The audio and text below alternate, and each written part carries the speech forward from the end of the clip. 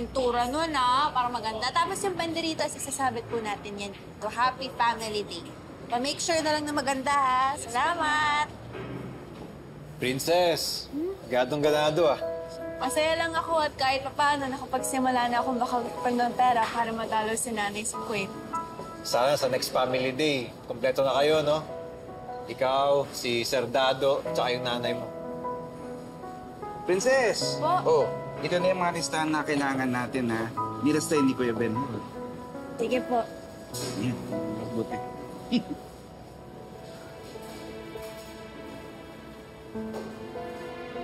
Congratulations, anak! Proud na proud ang nanay mo sa'yo. Sorry, dahil hindi ako makakauwi sa graduation mo. Lagi mong tatandaan na mahal kita. Love, nanay. Parang pamilyar sa akin itong sulat niya.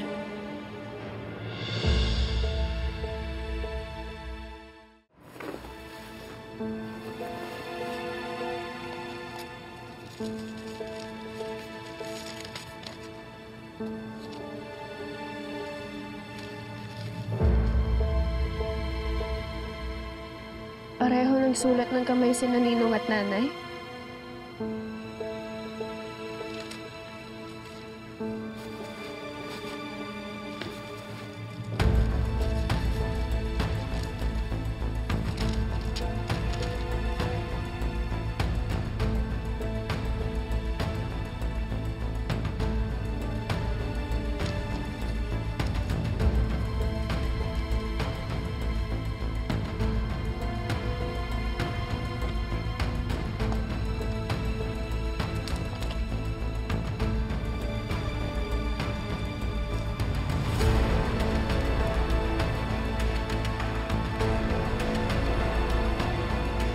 Walang post-stamp?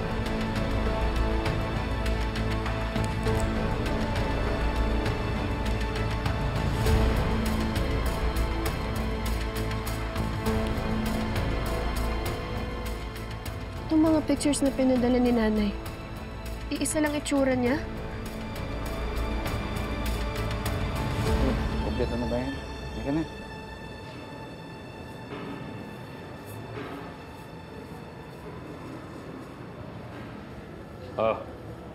Thank you ko sa'yo para sa pagtulong mo gawa ng sulat. Uy!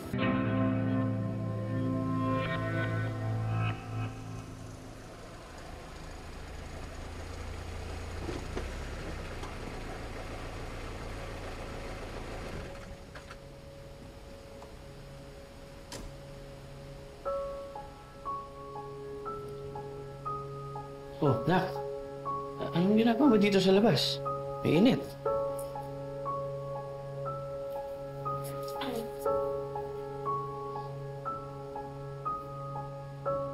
Nasaan po si nanay? Hindi ba? Nasa ibang bansa? Tay, huwag na po kayo magsinungaling sa akin. Narinig ko yung pag-uusap niyo ni Ninong. Alam ko ng peke itong mga sulat ni nanay. Anak, mali yung pagkakaintindi mo. Peke yung PayPal ni Benhar kasi. Tay, huwag niyo na po ako gawing tanga, please. Alam ko na yung totoo. Hindi naman ito mga sulat ni nanay. Gawa lang ito lahat ni Ninong. Pareho sila ng sulat tayo. Ayan, oh. Paano? Anak, marami naman tao pare-pareho ng sulat, di ba? Kasi itong mga postcard, mga wala namang stamp to eh. Baka naman natanggal lang. Baka naiwan sa lalagyan mo. Itong mga litrato tayo. Parang iisa lang naman yung itsura eh. In-edit lang to lahat eh. Lahat ng litrato, ganun yung itsura niya. Yan yung damit niya. May lagi nung sinasabi sa akin na hindi tayo dapat nagsisinungaling. Dapat maging tapat tayo. Dapat maging totoo. Dapat kayo rin. Please, tayo sabihin niyo na sa akin yung totoo. Si nanay po ba yung nagpapadala sa akin ng mga to o kayo?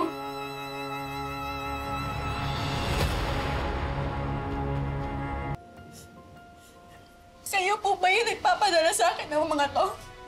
Ano kasi? Ay, yung totoo! Gusto ko yung totoong sagot. Ano yung totoo?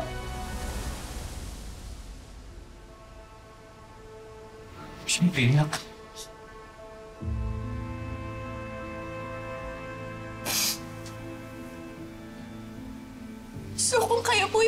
nagpadala sa akin ito? Nasaan si nanay? Hindi ko alam. Hindi ko alam nasaan ang nanay mo. Tay, paano hindi niyo alam kung nasaan si nanay?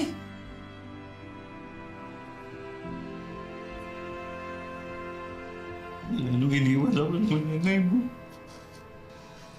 Kailan pa po, Tay? Nung mamatay yung ate mo.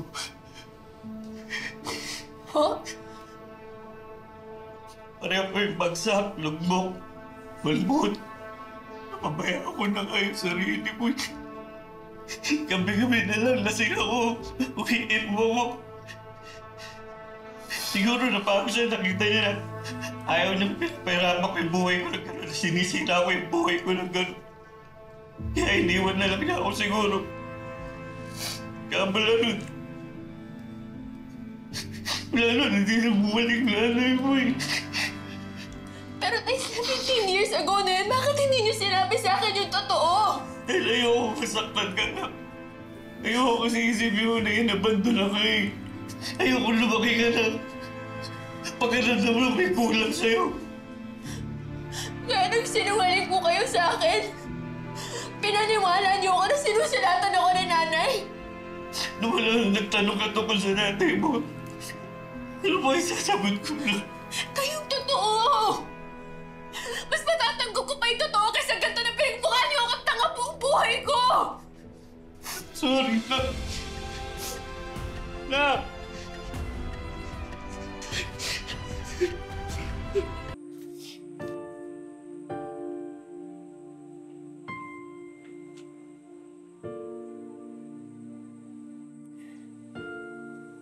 Nay,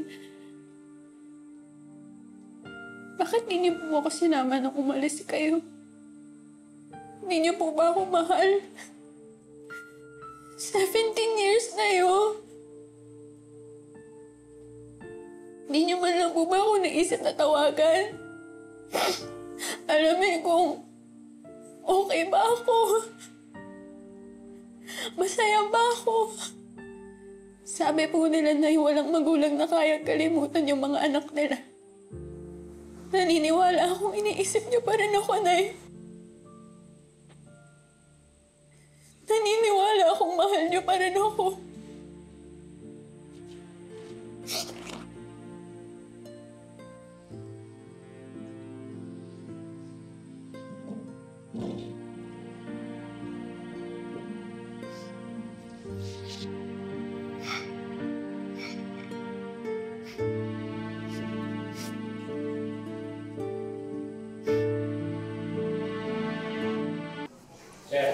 Ay. Paano? Kayo mo nang bahala dito, ha? Ayoko ng aberya habang wala ako, ha? Sir, kami na pumahala, sir. Oh. Enjoy nyo na lang yung graduation ni Princess. Salamat. Sir. Balik. Ito nga pala yung pinabili nyo para kay Princess. Uy, salamat, ha? Ako, sana magustuhan ko surpresa ko. Oo, Bukas sir. man lang yung tampo niya sa akin. Paano? Mauna na ako. Sunday ko pa kanina yun, eh. Sige po, sir. Sir! Ano problema ba? Sir! Sir! Hoy, tulungan niyo ako! Sir! Sir! Nangyari! Tulungan niyo ako buhatin natin, sir! Sir! Tulungan niyo ako! Tulungan niyo ako, dali! Si Sir! Sir! Tulungan niyo ako, dali! Buhatin natin si Sir!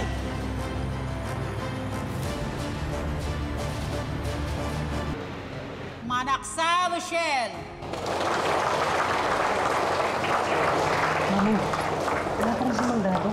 Relax ka lang, dadating yun. Ilang oras na. Ang dadating yung dapat hindi kang kalma. Valedictorian yung anak, dadating. Pascual Princess!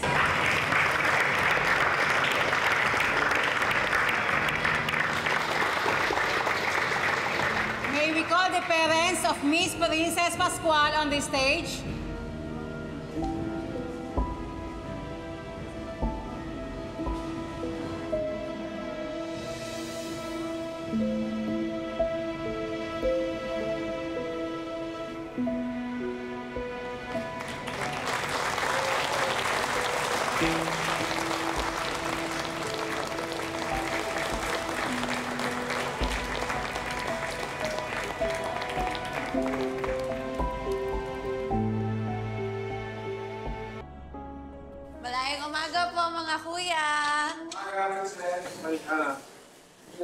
Malayang umaga po, Ninong, Kuya Pasoy. Ready na po kayo mag-practice? Sina Jairo po, tsaka yung iba, nasan? Pasensya ka na, inaanak. Ayaw mag-practice ng mga tao ngayon eh. Bakit po? Ang mabuti pa, ayusin na lang natin yung backdrop dun sa multipurpose hall. Wala kasi sa mood talaga yung mga tao ngayon eh. May iba silang planong gawin. Ganun po? Halika na. Yeah.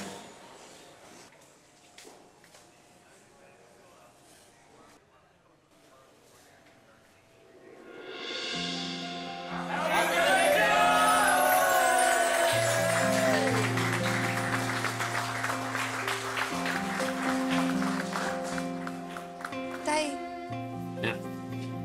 Pinagsaba ko itong ninong mo eh. Hindi man ako nakapunta sa graduation mo. Baka pwedeng magkaroon tayo ng sariling graduation. Oh, sandali lang ha. Diyan ka lang. Sandali lang. Congrats, Princess! Yes! At syempre, huwag natin kalimutan to, Princess! Yee! Ipinakikilala ang valedictorian ng Bagumbayan City Jail, ang ating prinsesa, Princess Pascual!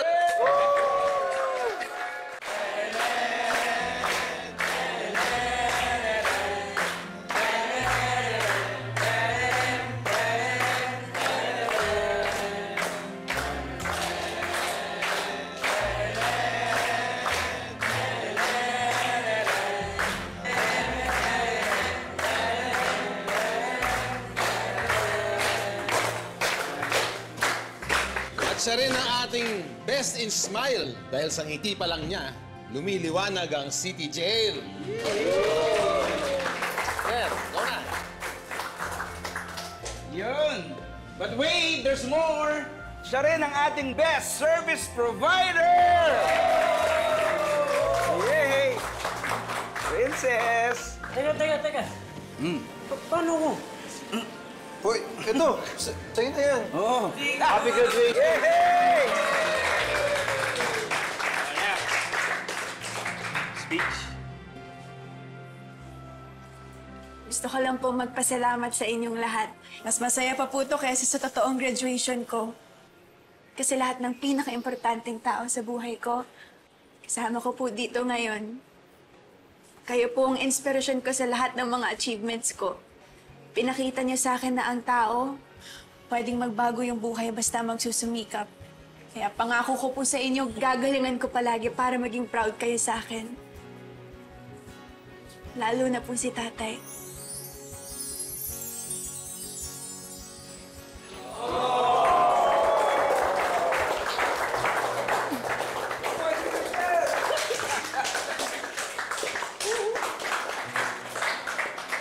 Uy, Kosa! Oh, sabay tayo. Happy graduation. Sige. 1, 2, 3. Happy graduation!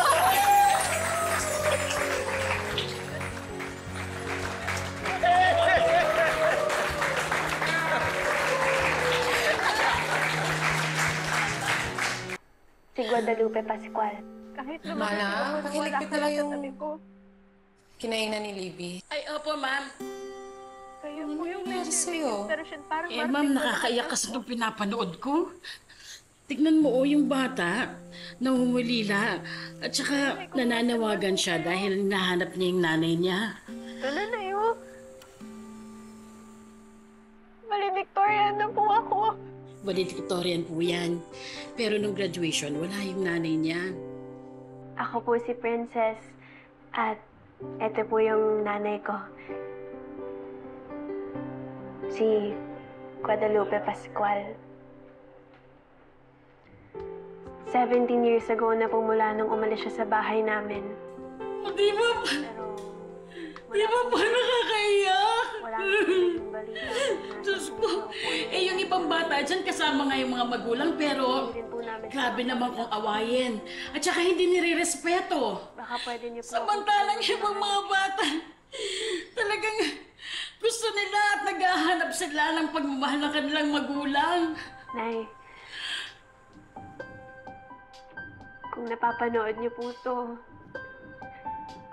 Uwi na po kayo, ah. Talaga na yung baby girl nyo, oh. Ang dami nang nag-comment tsaka share. Dami nga din nag-PPM sa akin eh.